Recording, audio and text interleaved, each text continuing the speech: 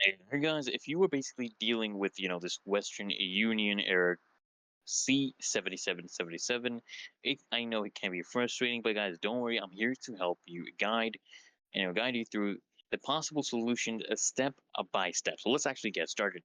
So first, I want us to understand the error. What is this error? Okay. So error C7777 typically occurs when there's an issue with your transaction or account. All right. This could be related to identity verification, transaction limits, or even a server side issue on Western Union's end. So, what you want to do, guys, first is check your information. Okay. First, make sure the information you have provided is actually accurate.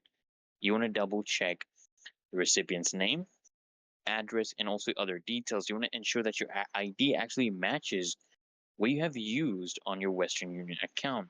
And guys, you want to verify your identity, okay? If your account isn't fully verified, this could actually trigger the error. So to verify, what you want to do is you want to log in to the Western Union app or website. Then you want to go to a profile settings and upload a government issued ID if actually required, okay? Then just wait for a confirmation. I know it can take like a few hours to actually process. And then, guys, you want to check your transaction limits, okay? See, this error may actually appear if you've exceeded your sending or receiving limits. So you're going to check the daily and monthly transaction limits in the app or website. You want to adjust your transaction amount if it exceeds the allowed limit. And then, guys, what you're going to do is just restart and try again because sometimes, a temporary glitch can actually cause the error. So you want to log out of the app or website, clear your browser cache or restart the app, and just log back in and attempt the transaction again, right?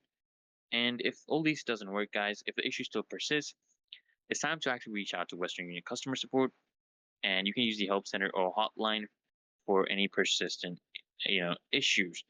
And a pro tip, guys, would be to actually, keep an eye on your email for any updates from Western Union. They may actually send notifications regarding account restrictions or any additional steps that are actually required.